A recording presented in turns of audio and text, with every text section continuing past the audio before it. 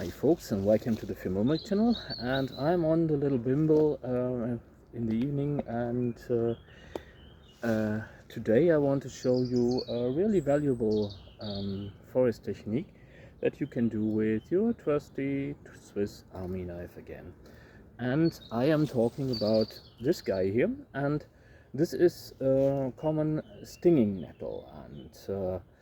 And I think some of you guys might now be like, well, but it stings, and how can he just grab it like so? And if you look at the plant in the light, you see there are these little hairs sticking to the plant, and I took a leaf of another plant and just rubbed a piece of it off, because these are the little hairs that contain the histamines that are responsible for the stinging sensation. And we want to just have something to hold on to. It's not absolutely necessary, and personally I am halfway immune to that stinging. Also, it is reputed to be beneficial if you are rheumatic, but on the others or for arthritis or something, but on the other hand you must be pretty tough to I cannot recommend this. In the medieval ages, it was actually used to whip people who had rheumatism. And well, what I want to do is I want to remove the leaves. You don't need to toss them because they are pretty nutritious and delicious. And I'm using the flat of my blade, just so, not scraping, just moving it over the stem, the stalk of the plant, because we will need the fibers. And if you can find a nice long specimen like this, you've gotten lucky. And well, you see, and if I accidentally cut into the fibers, you see where this might be headed. You want to be a little bit careful. Oops, and now I remove that part because it's for demonstrational purposes only. And and some people, including my lovely woman, try to flatten the knots with a rock or with the handle of your knife. But for coarse cordage, I don't think it is that necessary. And what you can do now is, this is a pretty simple procedure. You just take a blade and you scrape with long and even strokes, not applying too much pressure.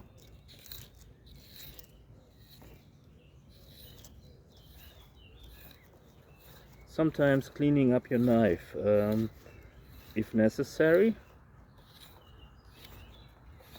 And what this does is it removes the fibers in a pretty convenient way. Also, you want to take care not to break it, just like I just did. what this does is it also breaks off the I want to push my fibers past the breakage point, and so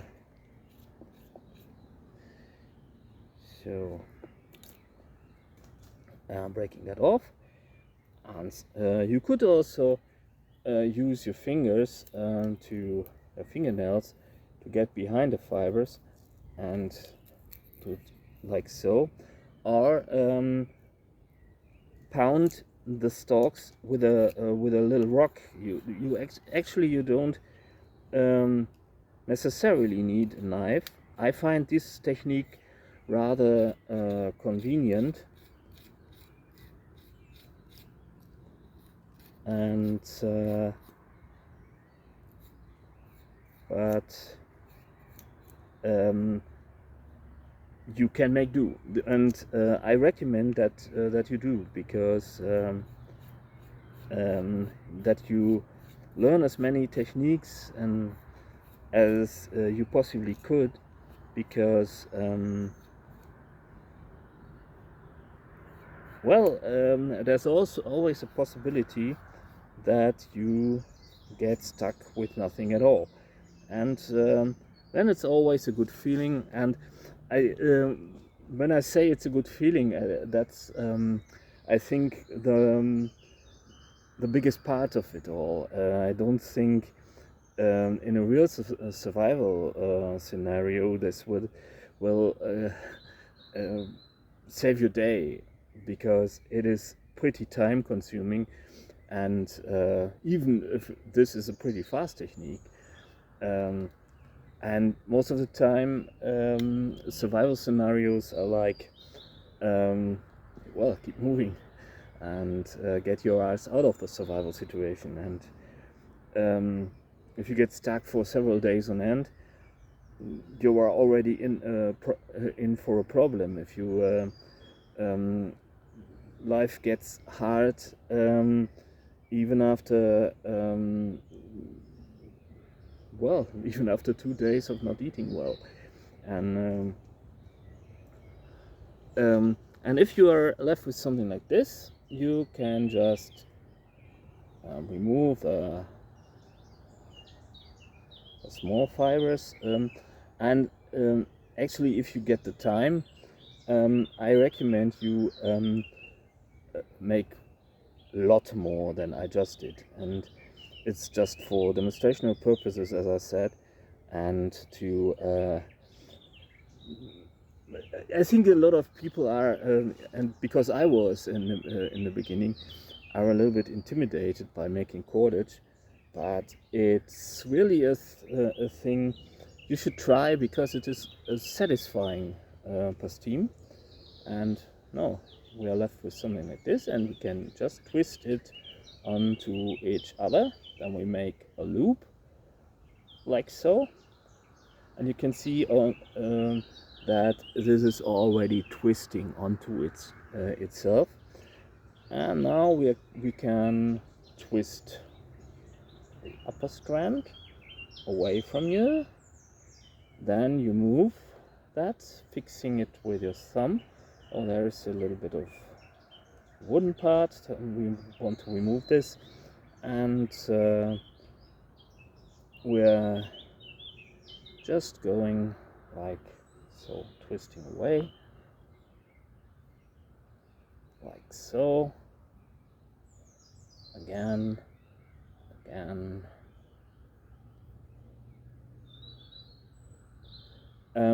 There are also several techniques you could apply. I would actually recommend, if you're a beginner, that you take the hook out of your the hook from your Victorinox Huntsman, or some other model that has a hook, and fix it. Fold out the hook and fold out a blade and fix it to a stump or something, and then you have something like almost like a roper's station, and uh, this gives you a little bit of a firmer base to work on. It can be a little bit uh,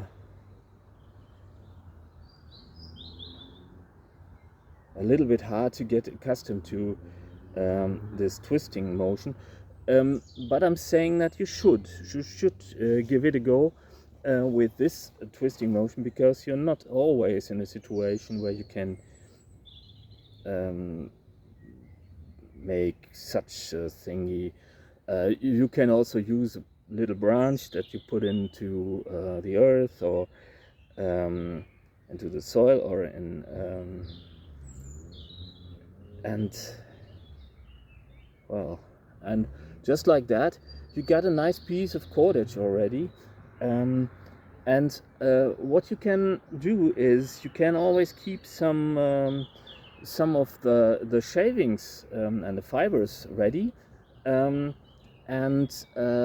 this is a nice thing to do beside the campfire too. And I'm just calling it quits for now, because for demonstrational purposes, I think. And this is a pretty tough cordage, and because the fibers are nice and long, and nettle cordage is, so to say, it's the premium class of fibers that you can get. There are other fibers that are also pretty great, but I really do love to work with nettles. And this is also in history. This was used to make thread from, and sew things together, and even for weaving. And there's if you spin yarn from it, that's a whole different beast, because this is pretty coarse still. But if you card it, you get a really fine fiber, and nettle garments are really comfy to wear. They are really soft to the skin, as opposed to the common myth that it is really coarse and what have you. Also, there is a lot of folklore involved, like that fairy tale where that guy got enchanted by a sorcerer, or the seven brothers of a girl. Oh, that was the story. Incorrect story. Sorry. Where the seven brothers of a girl were enchanted by a sorcerer to live like ravens, and their salvation could only be achieved by her by reaping a whole field of nettles, and with her bare hands, of course, and making cordage from it, making thread fibers from them, spinning yarn, and making nettle shirts, chemises for all of her brothers. And this was the only way that they could be rid of their raven shaped. She succeeded in the end. So the fairy tale has a pretty happy end, and obviously the sorcerer was, I think, he was punished in any way. Let me know in the comments if you know the fairy tale. I know some of you are watching from Ukraine or something, and I think it is a Ukrainian fairy tale of Ukrainian origin, or a Polish origin. Let me know in the comments. Even though I still have no regular access to the internet, and because no phone contract, and well, it's a little bit of an on and off thing for me to be able to read your comments. One day I can, and one day I can't, and so don't get mad at me. It's not meant with ill intent, but it's just technical problems. So that said, I hope you find something awesome, a little micro adventure in the woods. And making cordage to me is, I just put a knot into it and it doesn't fray. It's just a little short one. Oh, but you see, with just several minutes of work, I already got something like this.